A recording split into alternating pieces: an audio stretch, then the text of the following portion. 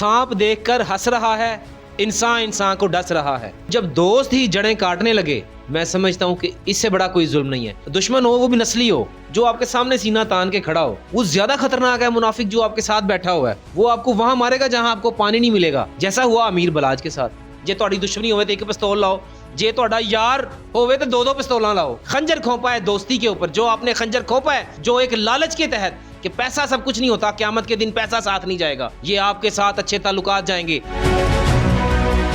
बिस्मिल्लाहिर्रहमानिर्रहीम, अस्सलाम वालेकुम नाजरीन, आप देख रहे हैं एक न्यूज़ और मैं हूं बिलाल जफर। नाजरीन, बालाज अमीर कत्ल केस जो कि किसी से ढका छुपा नहीं, सब आजकल उसी केस को देख रहे हैं कि इसका क्या बनने जा रहा है। हर नए आने वाले दिन के साथ साथ नई डेवलपमेंट्स होती जा रही हैं और ख़ास तौर पे आजकल जो बातें चल रही हैं, बालाज का जिगरी दोस्त और बचपन का दोस्त जो एहसन शाह, जिसके बारे में आपने देखा भी है कि वो सोशल मीडिया पे हर वक्त बालाज के साथ नज़र आता है।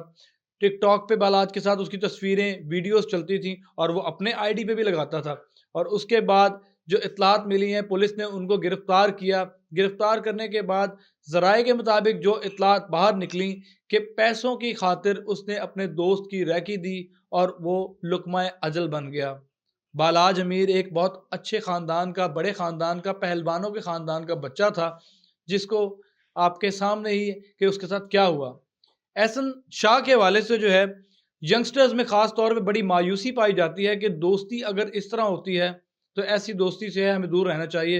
तो इसी वाले से आज मेरे साथ फैसल जट साहब मौजूद हैं, जो पेशे से वकील हैं लेकिन बहुत दोस्ती यारी को पसंद करते हैं और अपने दोस्तों के लिए बहुत सारी फैसिलिटीज़ भी प्रोवाइड करते हैं, अपने पास से केस भी करते हैं और बड़ी सारी चीज़ें मैं ऐसी देखता आया उनकी। तो मैं इनके पास आज आया हूँ, तो इनसे पूछते हैं कि आपकी नज़र में दोस्ती की क्या कदर रह गई है? एहसन शाह के इस इक़दाम को आप कैसा देखते हैं? बालाज के साथ जो सलूक हुआ उसके बारे में क्या कहते हैं? अस्सलाम वालेकुम। वालेकुम अस्सलाम। कैसे हैं फैसल साहब, ठीक हैं आप? अल्हम्दुलिल्लाह ठीक ठाक। फैसल साहब, एहसन शाह बालाज अमीर कत्ल केस क्या कहना चाहेंगे?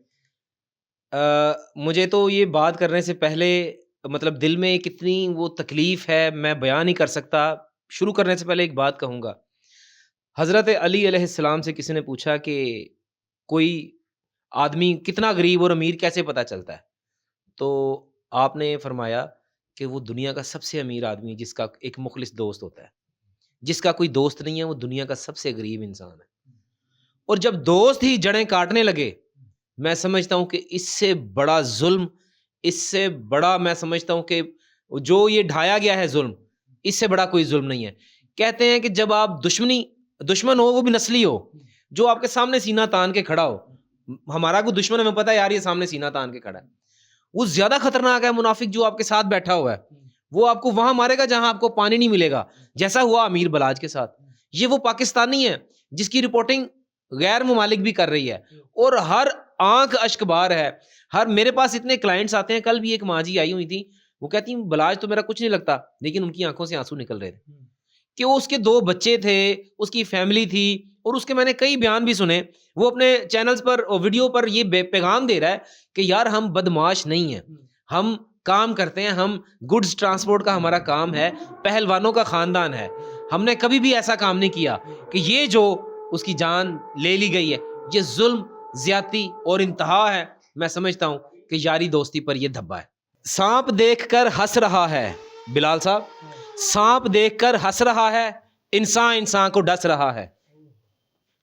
ये शेर फिट होता है बिल्कुल कि जो बलाज के साथ हुआ कि उसको वो उसके भाई नहीं, उसको इंसान ने ही डस लिया, यानी कि वो सांप था जिसने उसको बर्बाद कर दिया, उसकी ज़िंदगी तबाह कर दी, उसके बच्चों को यतीम कर दिया, उसकी बीवी को बेवा कर दिया, उसकी माँ, उसके घर वालों को जनाब महरूम कर दिया। मैं समझता हूँ ये बहुत बड़ा जुल्म है कि चौथी पीढ़ी कत्ल हो गई, परदादा भी कत्ल हुए, दादा भी कत्ल हुए, वालिद भी कत्ल हुए, और चौथी पीढ़ी ते छड्ड दिंदे उन्हें तुहाडा की कीता सी।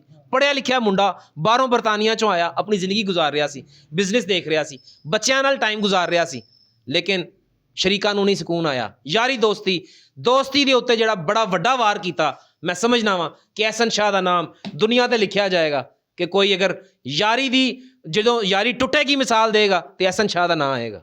जनाब दोस्ती के ऊपर ये बहुत बड़ा वार किया गया है। इसके ऊपर तो वो गाना भी बनाया जिसने, और यारां दे यार गवाचन लग पे ने, वो आरिफ लोहार का गाना है।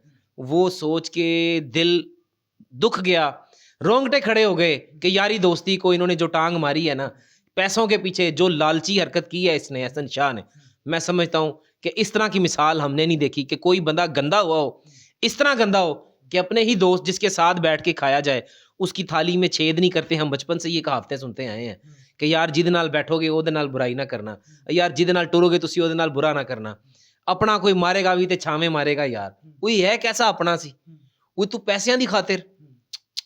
मैं समझता हूं कि अगर हम देखें कि बेहतरीन दोस्त, कहते हैं ना कि होता नहीं हर हाथ मिलाने वाला दोस्त, कि दोस्त हर बंदा हाथ मिलाने वाला नहीं होता।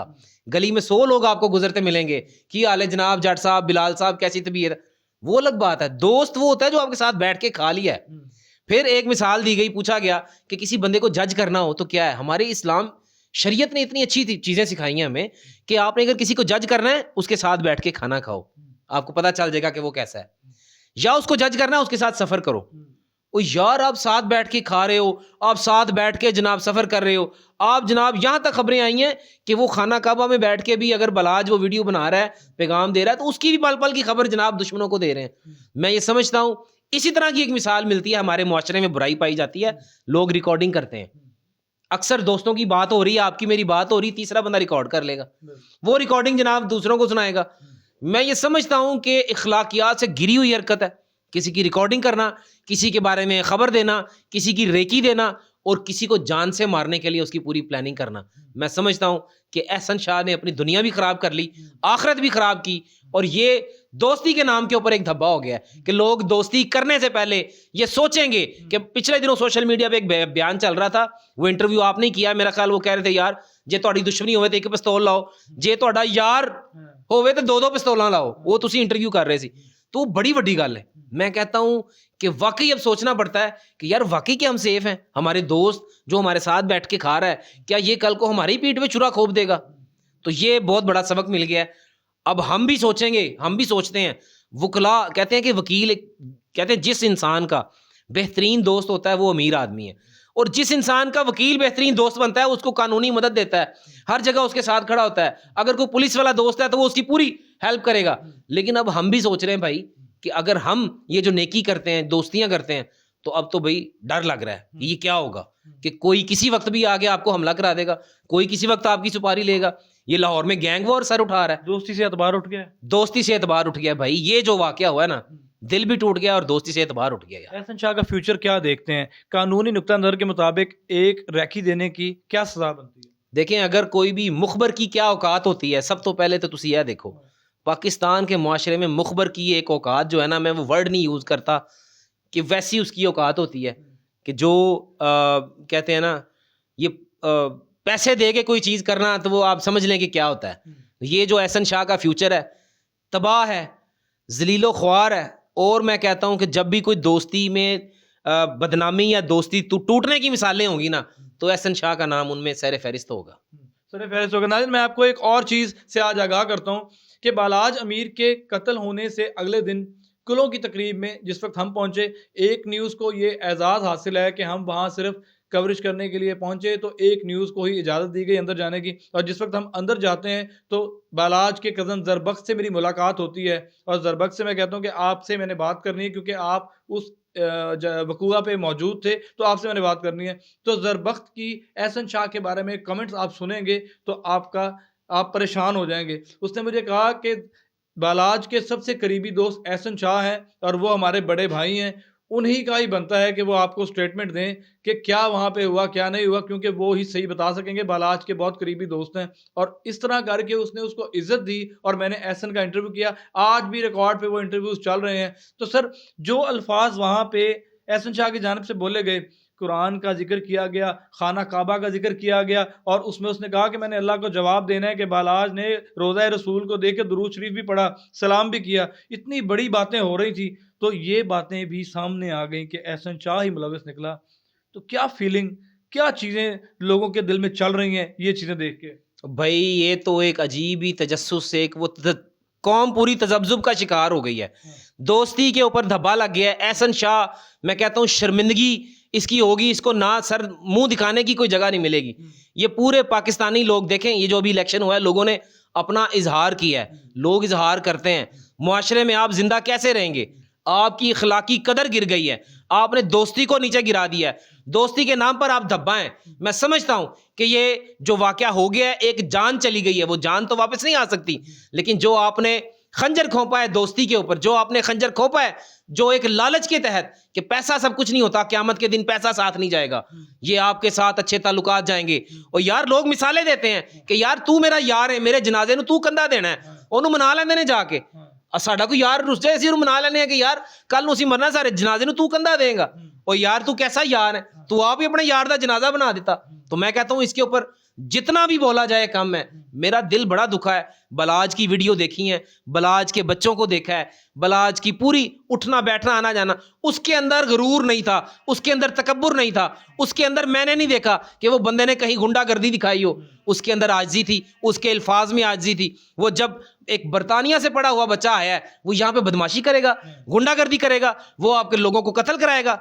कतई ऐसा नहीं हो सकता। पूरी दुनिया के सामने वाज़ेह हो गया है कि बलाज एक बेगुनाह था, और बलाज मैं कहूँगा कि वो शहीद है, कि जो जो जो बेमौत मारा जाए, वो कोई भी मुसलमान मोमिन वो बेमौत मारा जाए वो शहीद होता है। तो मैं बलाज, अमीर बलाज शहीद जो है उसको खराज तहसीन पेश करता हूँ, जिसने अपनी दोस्ती को आगे रखा, उसने मुनाफिक की भी कदर की। मैं समझता हूं कि वो जन्नती है। अमीर बलाज की जो रूह है, मैं दुआ करता हूं कि उसको सुकून पहुंचे और उसको जन्नत में आला मुकाम मिले। लेकिन ये यारी के ऊपर जो खंजर मारा है जनाब, ये इसको सारी दुनिया हिस्ट्री में याद रखेगी। जी बिल्कुल, यारी के ऊपर जो खंजर मारा है इसको सारी दुनिया याद रखेगी। और नाज़रीन, आपको एक और चीज़ मैं बढ़ाता चलूँ कि एहसन शाह का इंटरव्यू करने का जिस वक्त मुझे मौका मिला, तो एहसन शाह पुलिस पर कड़ी तनकीद कर रहे थे कि पुलिस की वजह से ये सारा वाक़या पेश आया।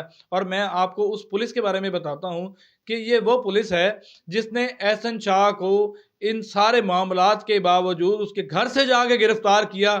ये पुलिस की ही कारकर्दगी है कि उन्होंने जाके एहसन शाह को गिरफ्तार किया और उसके बाद उनसे ये चीज़ें उगलवाईं, और ये पता चला कि इसका मेन मुल्ज़िम जो बनता है, जो मेन रैकी फराहम करने वाला, जो रोज़ा रसूल के अंदर से रैकी फराहम कर रहा था, वो एहसन शाह था। देखते हैं एहसन शाह को क्या सज़ा मिलती है। हमें इजाज़त दीजिए। अल्लाह हाफ़िज़।